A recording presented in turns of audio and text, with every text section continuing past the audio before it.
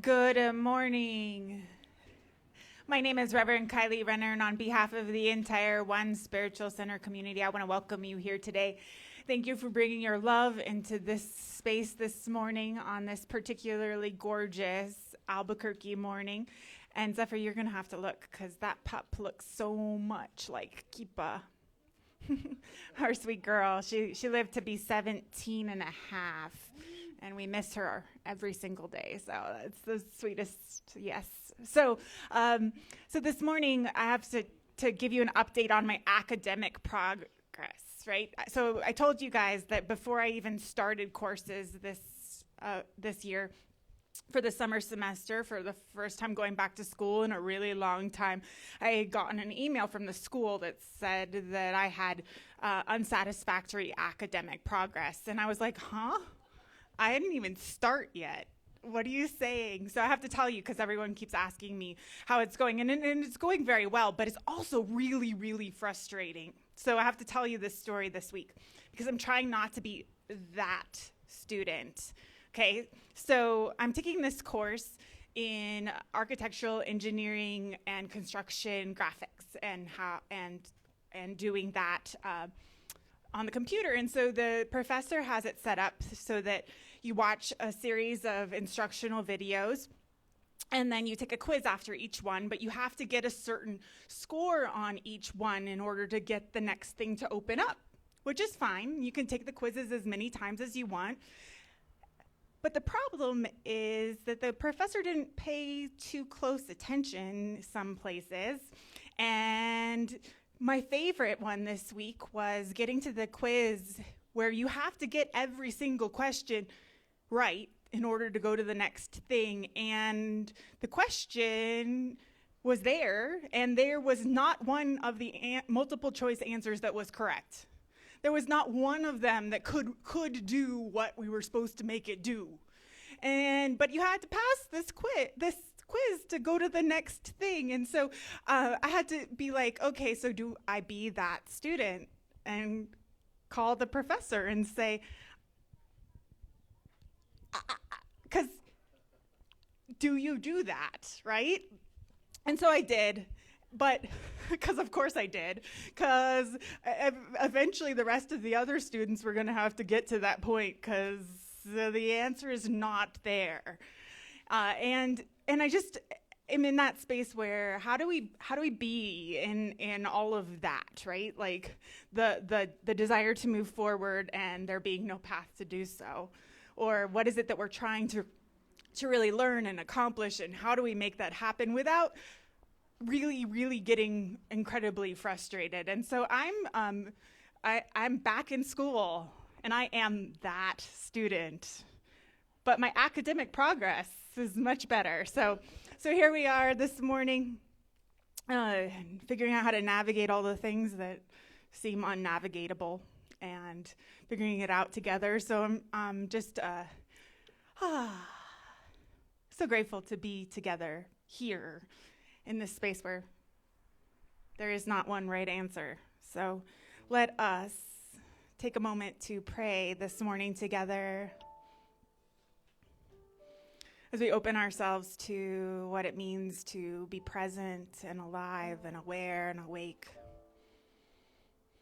allowing all the learning and remembering and moving that need to happen.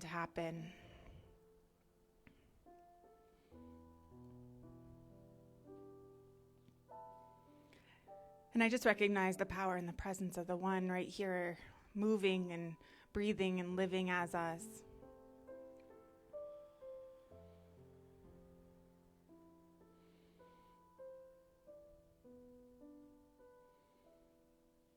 And I welcome this day in which we just anchor into right where we are.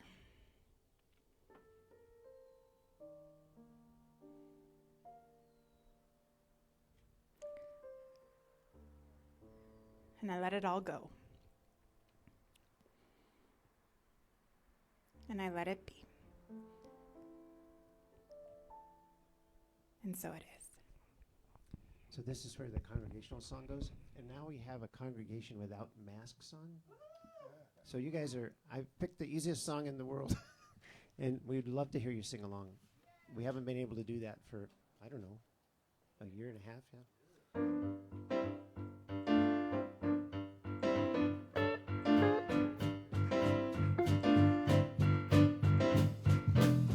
This little light of mine, I'm gonna let it shine. This little light of mine, I'm gonna let it shine.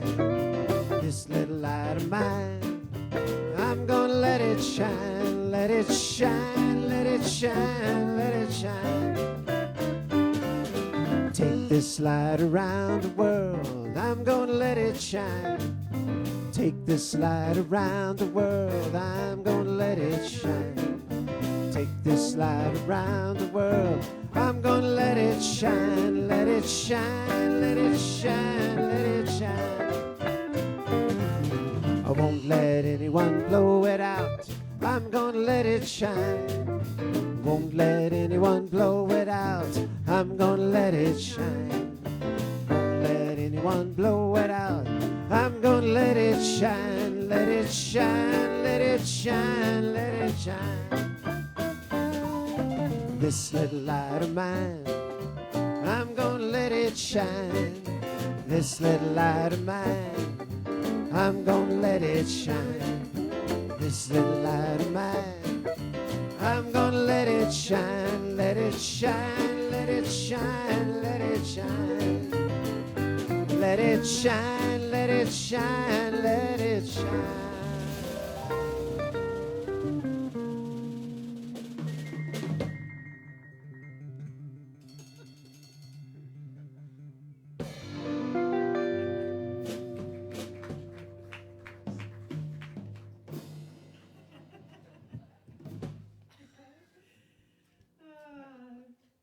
So, on our theme this morning, which is about doing nothing, I found this poem written during the first shelter-in-place order that was placed on San Francisco, where the poet lives, in March of last year.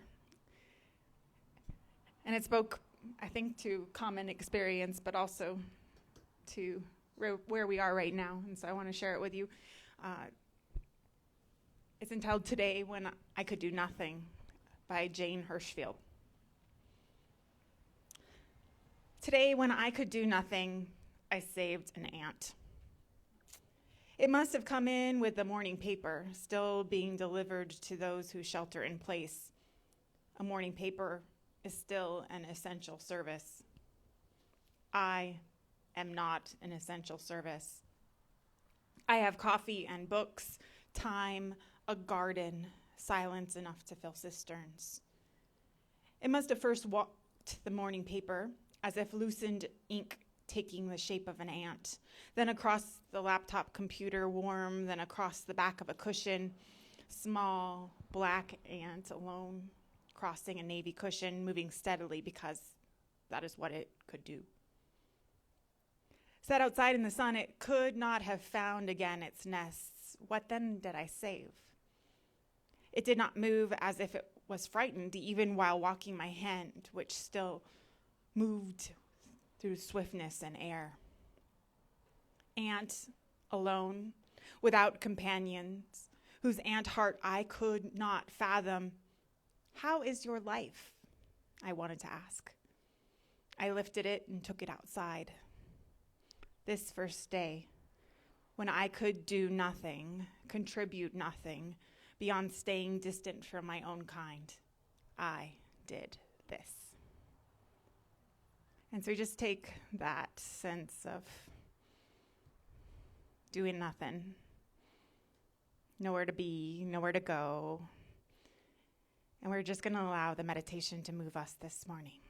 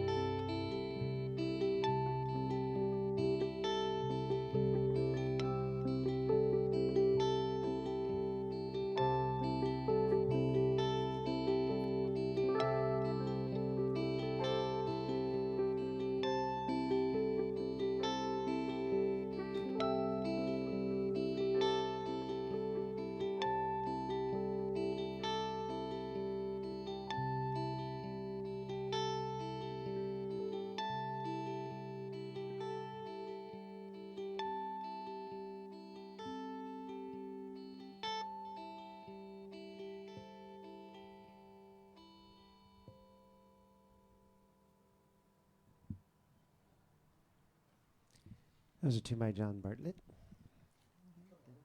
called Maybe This Time. And then there's an ellipsis. Or else there's 3 dots.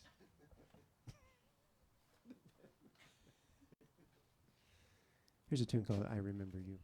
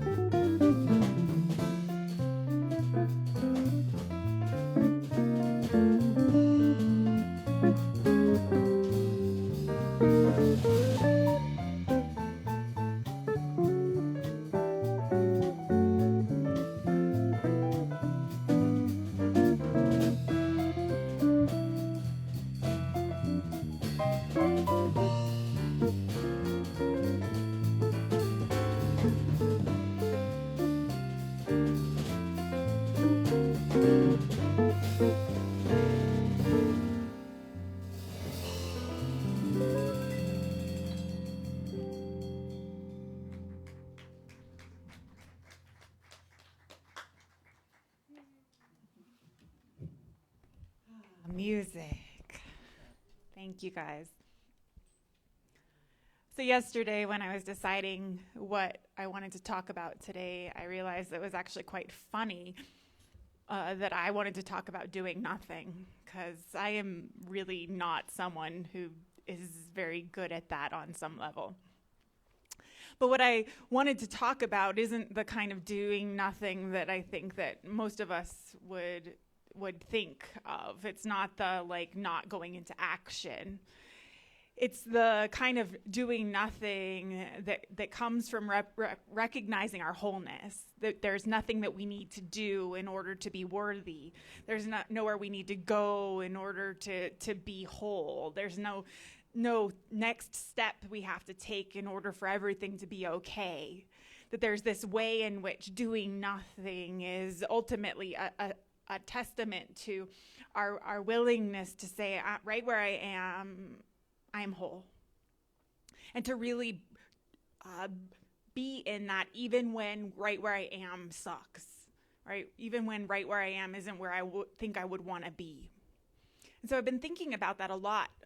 And I have a friend who's probably watching online who's really funny about this, because maybe once a week she'll send me a message that says, I can't decide what color should I paint this? And I say, why don't you give it a second, take a breath, pray about it, think about it. It'll become clear. And that's not the answer she ever wants, right? So within 10 minutes, she says, I painted it bright green. Looks great. And it cracks me up, because she does this in this way that drives me mad, but also says something, just about the fundamental willingness to allow something to be, right?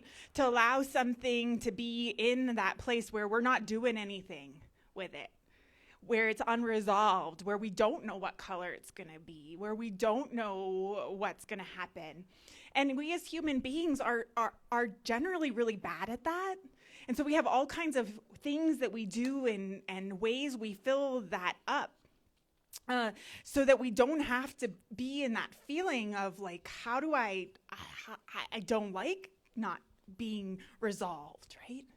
And so what I'm talking about when I'm talking about doing nothing is not that, not step into inspired action, not when you know what the color is to just do it, not that, but it's that sense of where is that urgency, or where's that urge coming from? It's the urge to do something because I don't feel like I'm worthy of being on this planet unless I have something to show for it, whether I have something to hang my hat on, whatever that is.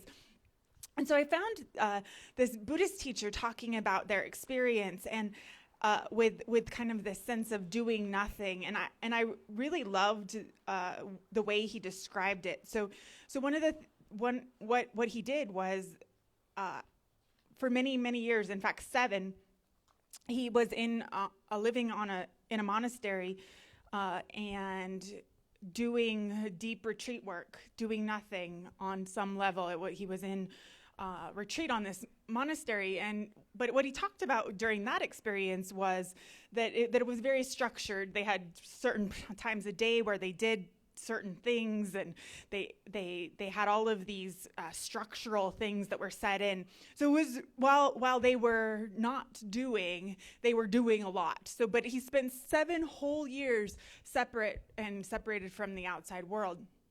And so after leaving that experience and going on with his life, he had the urge to do this retreat that was only 3 weeks long, but was based on the principle of actually doing nothing.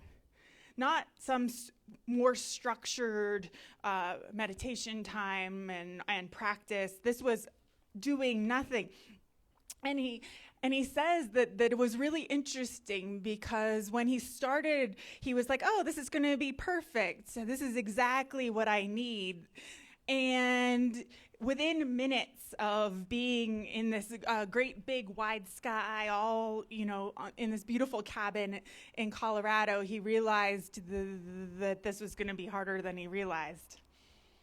And he shared this quote that I had never heard before, but I love it. So this is a Thai teacher that I'm not going to try and pronounce their name because I will bash it. But this is what this Thai Buddhist teacher said. Put a chair in the middle of the room. Sit in the chair.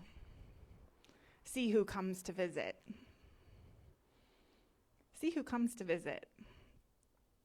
And I love it because for me that so accurately describes what happens when doing nothing, right?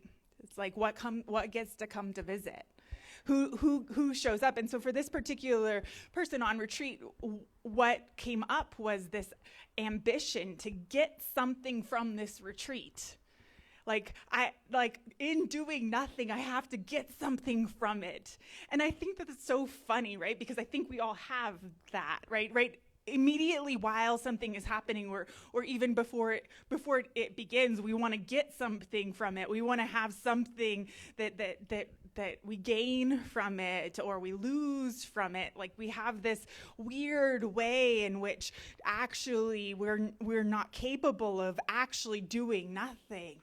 And I realize for me that ultimately that all boils down to whether I think I'm worthy. Right? Whether I think I'm whole, whether there's something I think I need to do in order to prove myself or to get somewhere. And all of it is wrapped up in this idea that something has to happen different than what is happening right now in order for me to be okay.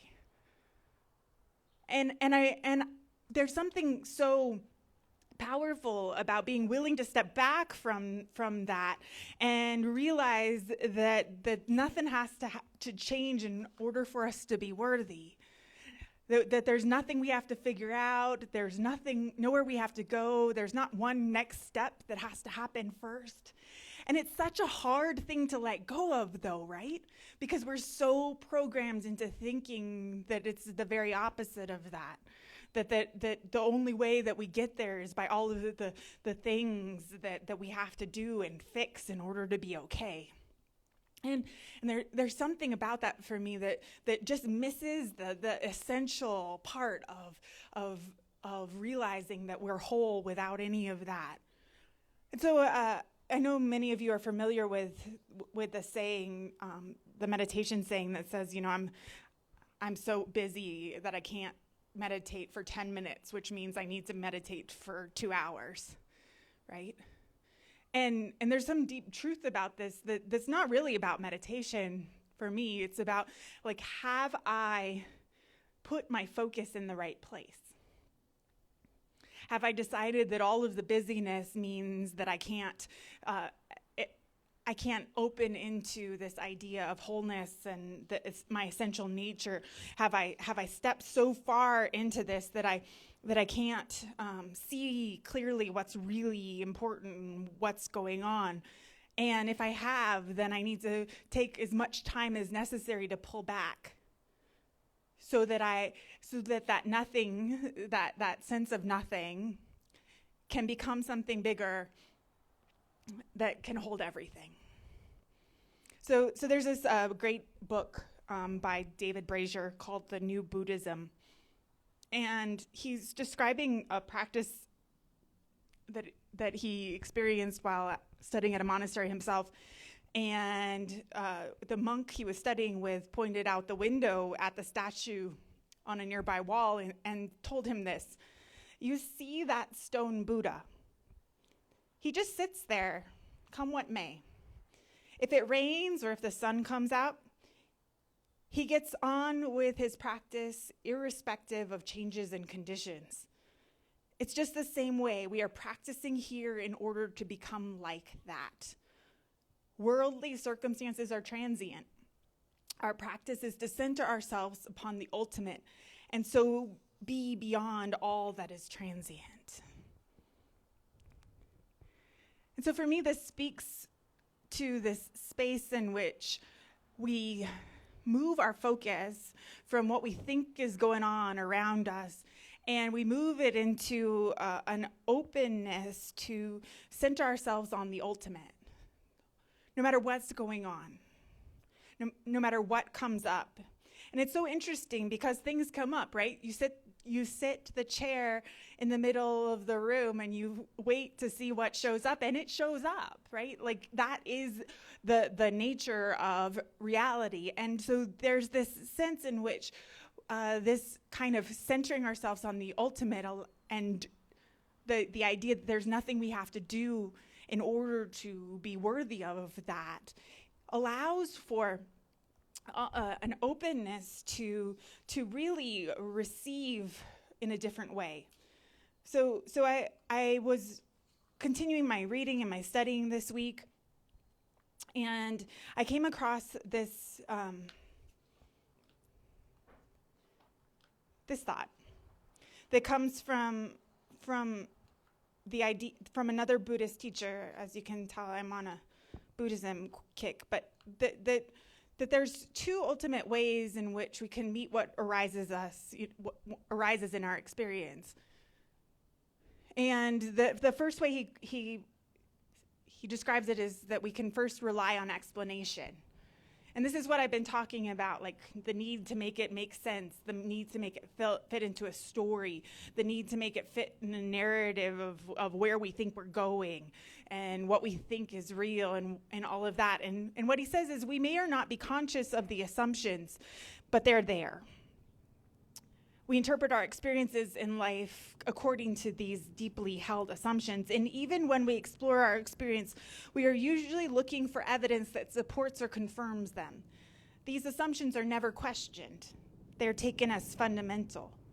A self-reinforcing dynamic develops that results in a closed system in which everything is explained, and the mystery of life is dismissed, and new ideas and perspectives or approaches to life cannot enter, and certain questions can never be asked. And so this particular teacher calls this belief.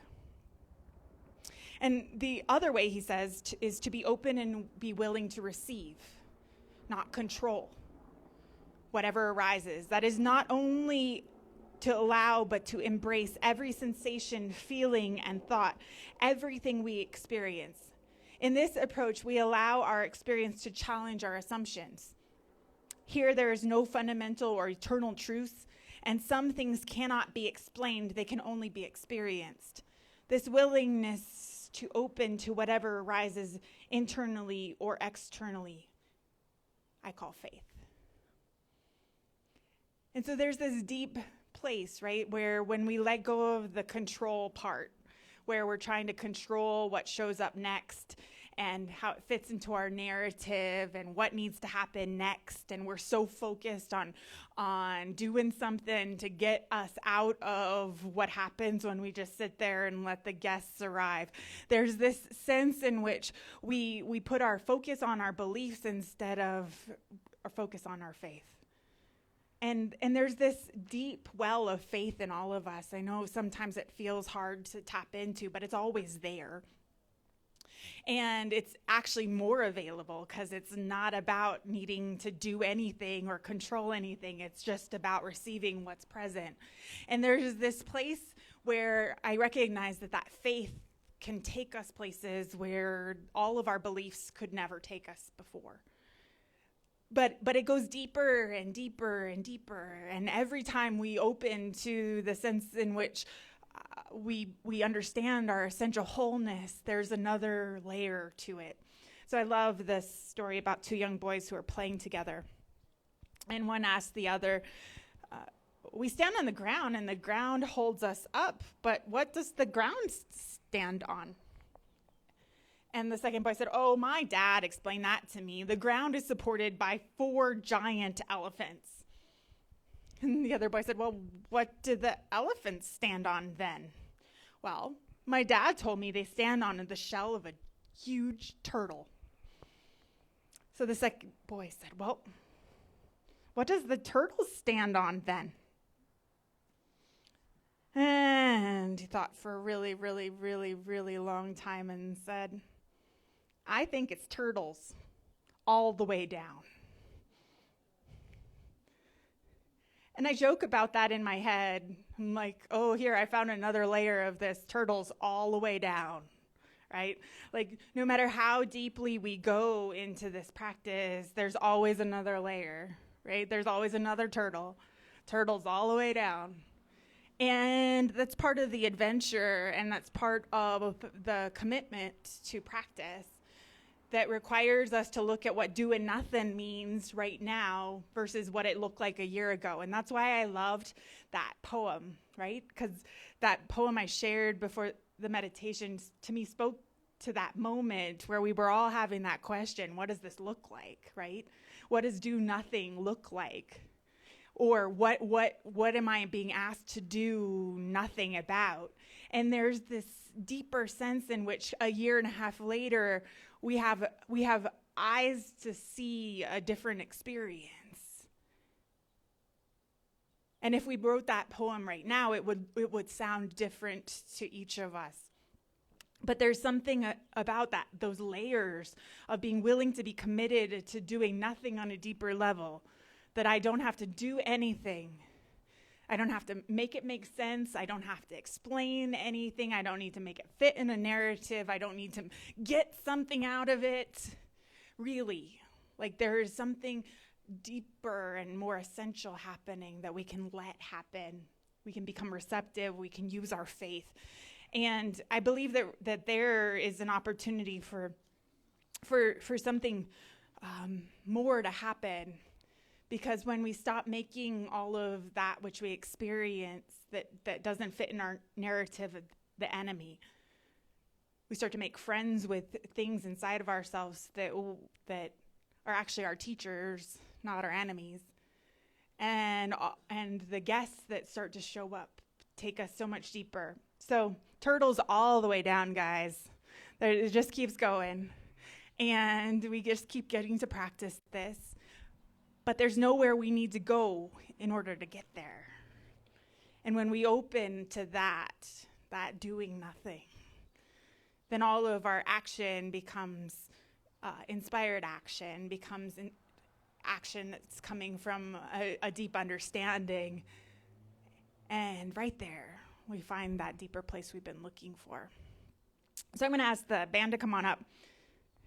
Sid, when he saw my topic, said, I think that the band should just sit up here today. You told us we were going to do nothing. So we take it literally. So, yes. Don't just do something, sit there. So we're going to take this space into prayer, and I'm going to ask you to maybe think about something where you've been holding the space that there's something you need to do about something. Internally, externally, I don't care. We all probably have something. If you don't have something, I can give you one of mine. And we're going to see if handing it over creates some space for something different inside of us, some deeper peace. And so please join me as we sing into our prayer.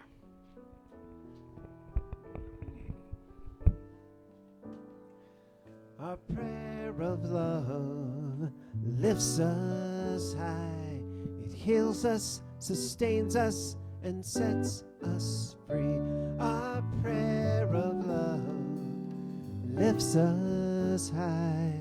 It heals us, sustains us, sets us free. Our prayer of love lifts us high. It heals us, sustains us, sets us free. Our prayer of love lifts us high. It heals us, sustains us, sets us free. And so our prayer of love today is a prayer of remembering. Of remembering the love and the peace and the wisdom that sit at the center of who and what we are.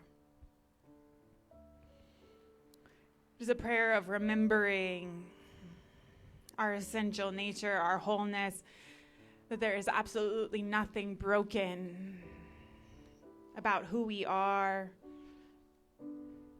or what we're experiencing, no matter what that is. And I just recognize the power and the peace of the one right here and now, allowing us to open into a sense in which We don't need to be anywhere other than where we are, experiencing what we are experiencing. There's nothing we need to get out of it. There's nowhere we need to go to be worthy of the love and the wisdom and the peace that we are. And so we let ourselves be enveloped in that love as we allow that peace to come forward, where we get to that place where there's nothing more that even could be done. And we allow for Spirit to move as we receive in this deeper way than ever before. We let our faith guide us. And that well that we return to is never diminished. And so we just soak it in.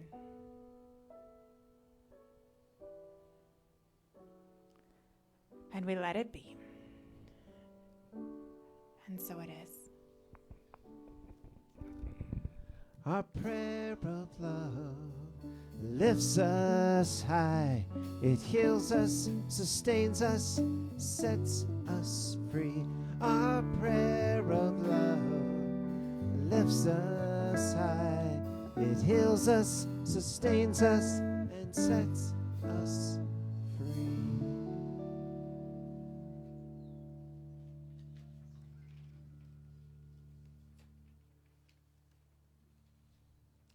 It's a tune by McCoy Tyner.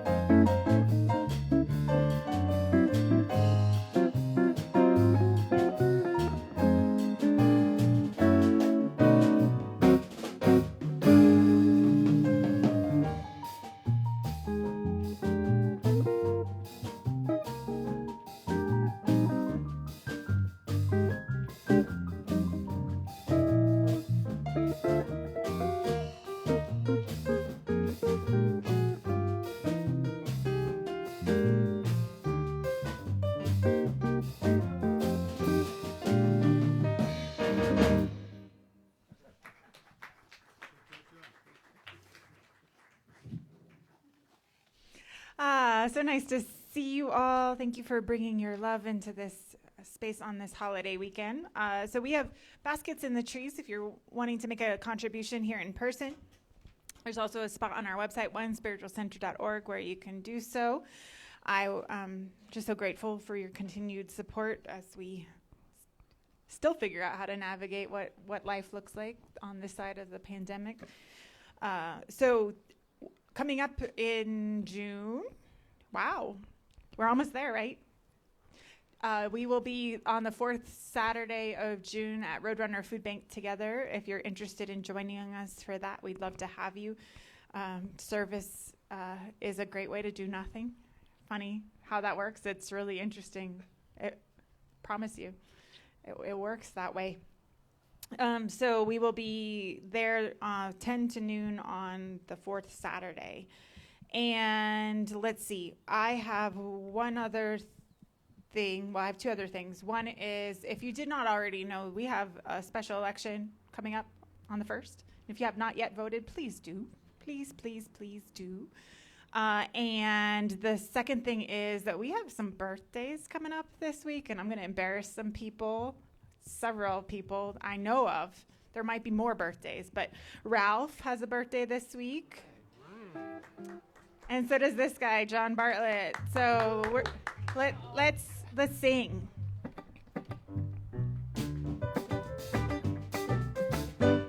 Happy birthday to you. Happy birthday to you. Happy birthday, happy birthday, happy birthday to you. Happy birthday, guys. Yes, birthday week for us around here. Cha-cha-cha. All right, so I believe we are ready to sing. So let's do that.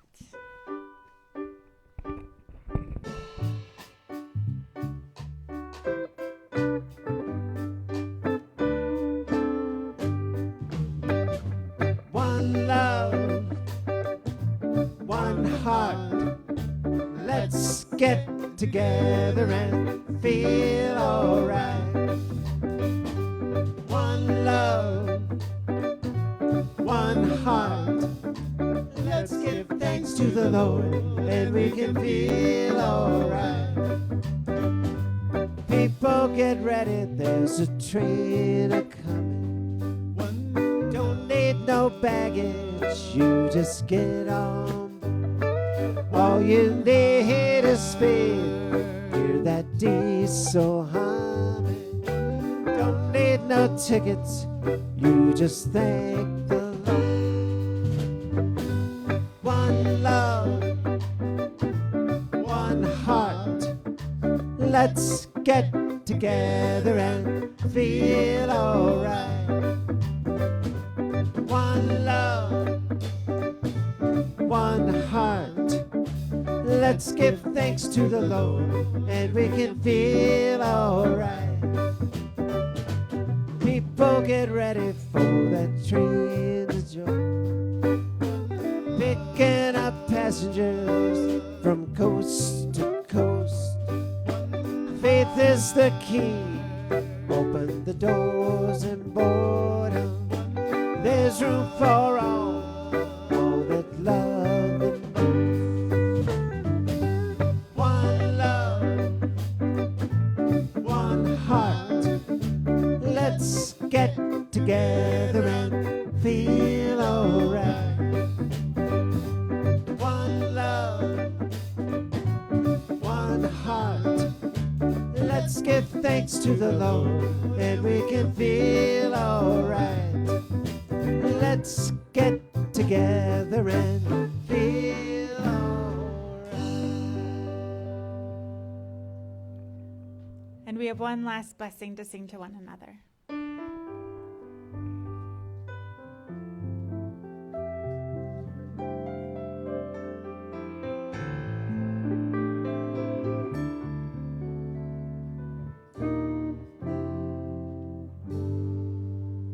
Go forth and walk in beauty and know that we are one.